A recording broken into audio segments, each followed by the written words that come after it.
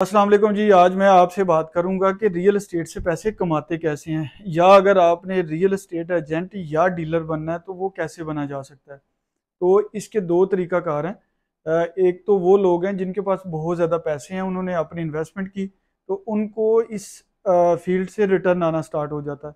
अच्छा, वो रिटर्न थोड़ा हो या ज़्यादा हो वो एक अलग मौजू है, लेकिन असल बात जो आज हम करेंगे, जिनके पास पैसा नहीं है वो रियल एस्टेट से कैसे पैसे बना सकते हैं। मैं आपको बताता हूँ कि जिनके पास पैसे नहीं है वो लोग कैसे रियल एस्टेट से पैसे कमा सकते हैं। तो सबसे पहले हम देखेंगे कि जिनके पास पैसे नहीं है तो कमाना किससे है? रियल एस्टेट से। अगर आप रियल एस्टेट की बात करें तो जो सबसे अहम चीज आ जाती है वो आ जाती है लैंड। तो आप पूछेंगे कि ये लैंड ही क्यों? तो लैंड पे हम फोकस इसलिए करेंगे कि यही मेन फैक्टर है रियल एस्टेट का। तो आप देखें कि एक महतात अंदाजे के मुताबिक पाकिस्तान की जो आबादी है वो इस वक्त तकरीबन 25 करोड़ है। तो जो 25 करोड़ में जो मेजॉरिटी है वो यंग लोगों की है। तो आपको पता है कि यंग लोगों को पैसे कमाने की बड़ी होती है कि हम पैसे कमाएं, और उनकी कुछ ख्वाहिशात भी होती हैं। तो उन ख्वाहिशात में जो सबसे अहम ख्वाहिश है वो होती है कि अपना घर लें। तो इट्स मीन के जो यंग लोग हमारे हैं वही हमारा पोटेंशियल भी रियल एस्टेट का है। वक्त गुजरने के साथ साथ अब अगर देखें तो लैंड की डिमांड भी बढ़ती जाती है। और आप वैसे भी अपने फैमिलीज फंक्शन में देख लें तो सबसे ज़्यादा जो बात होती है वो होती है कि यार फलां ज़मीन हमारे दादा की थी और फलां हमारे नाना की थी, लेकिन इन्होंने सेल कर दी। अगर वो ज़मीन हमारे पास होती तो ये इस वक्त इतने की होनी। एक बात मैं आपको वाज़ह कर दूं कि जिसने भी कोई अपनी ज़मीन बेची और आपने किसी मजबूरी के लिए उसको इस्तेमाल कर लिया, और दूसरी तरफ वो लोग जिन्होंने अपनी पीस ऑफ लैंड बेचा लेकिन उन्होंने कोई उससे बेटर परचेज कर लिया। तो आप जितने भी रियल बिलियनर्स देख लें उनमें कॉमन एक ही बात है कि उनके पास लैंड बहुत ज़्यादा। लैंड के बारे में वैसे भी दुनिया में एक महतात अंदाज़ा है कि ये हर 6 साल के बाद डबल होती है। तो आपने अगर प्रॉपर्टी की फील्ड में आना है तो आपने लैंड को, जो इस बहुत अहमियत रखती है, आपने इसके कंसेप्ट को समझना है। फिर उसके बाद आपने करना क्या है कि आपने कहीं पे जॉब लेनी है।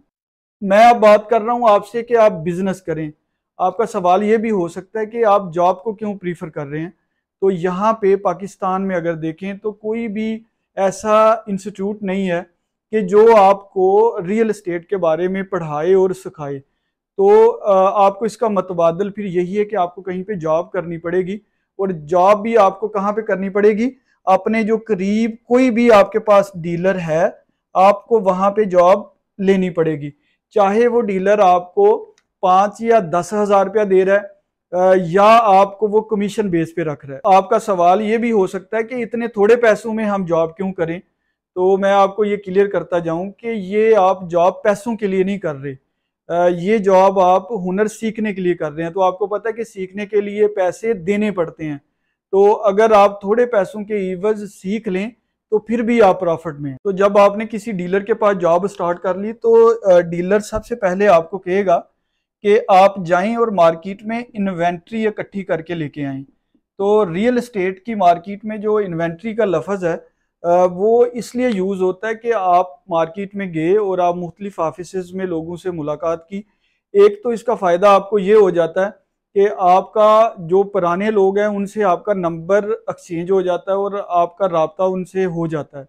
और दूसरा फ़ायदा ये होता है कि आपको वहाँ पे वो लोग मिल जाते हैं जिन्होंने अपनी प्रॉपर्टी बेचनी होती है या रेंट पे लगानी होती है। बहुत सारे लोग ये भी सोचते हैं कि प्रॉपर्टी डीलिंग का काम तो बड़ा आसान है कि उधर से परचेजर आ जाता है और इधर से सेलर आ जाता है और एक ऑफिस में ये एग्रीमेंट करवा देते हैं।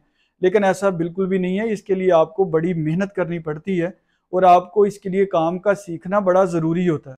तो जैसा कि मैंने आपको पहले भी बताया कि इन्वेंट्री इकट्ठी करने का आपको जो पहला फ़ायदा होगा ना, वो होगा आपका नेटवर्क बढ़ेगा।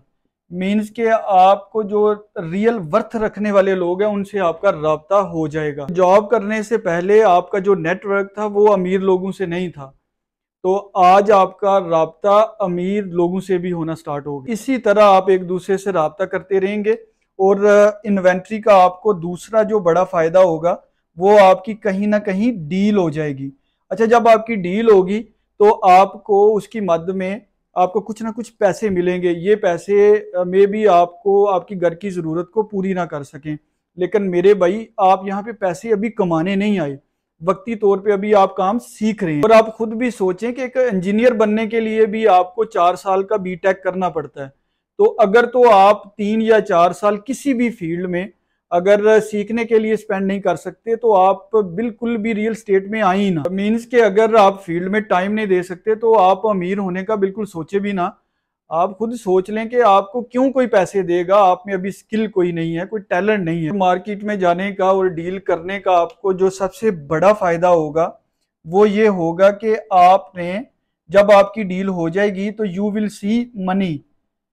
एक मिडिल क्लास बंदे ने कभी भी अपनी जिंदगी में करोड़ों रुपए का लेन देन नहीं देखा होगा, सिर्फ टीवी में देखा होगा, लोग थैले भर के पैसे दे रहे हैं। लेकिन जब आप रियल एस्टेट में डील करेंगे तो आप अपनी आंखों से करोड़ों रुपए का लेन देन होते देखेंगे। इससे होगा क्या कि जो सोच आप लेके इस फील्ड में आए थे कि मैं करोड़ों अरबों रुपए देखूंगा, तो आज पहली दफा पहली ही डील में आपने करोड़ों रुपए दे के कम से कम आपका वो वाला ख्वाब पूरा हो गया। इसके बाद आपका आपका जो कॉन्फिडेंस लेवल होगा ना वो बहुत अप लेवल का होगा। आपका दिल करेगा कि मैं नेक्स्ट डील लाजमी करूं। आप ये भी सवाल कर सकते हैं कि कितने रियल एस्टेट एजेंट हैं कि तो क्या ये सारे ही करोड़ों रुपए कमा रहे हैं? तो मेरा भाई आपको मैं ये बात क्लियर करता चलूं कि किसी भी फील्ड में 100% कोई भी लोग सक्सेसफुल नहीं होते। ऐसे सारे क्रिकेट खेलने वाले पाकिस्तानी टीम में नहीं जाते। तो इस फील्ड में आने के लिए दूसरे फील्ड की तरह आपको बहुत मेहनत दरकार होती है और आपको रेगुलर मेहनत करना पड़ती है, काम को सीखना पड़ता है। जब आप काम सीख जाएंगे तो आप अल्लाह पे भरोसा रखें, ये ऐसी फील्ड है कि इसमें बहुत ज़्यादा स्कोप है। और जो ख्वाब आप अभी देख रहे हैं ये उन फील्ड्स में आती है कि आपके ये सारे ख्वाब पूरे कर सकते हैं और आपके पास बिल्कुल भी पैसे ना होते हुए भी इस फील्ड में आप पैसे कमा सकते हैं।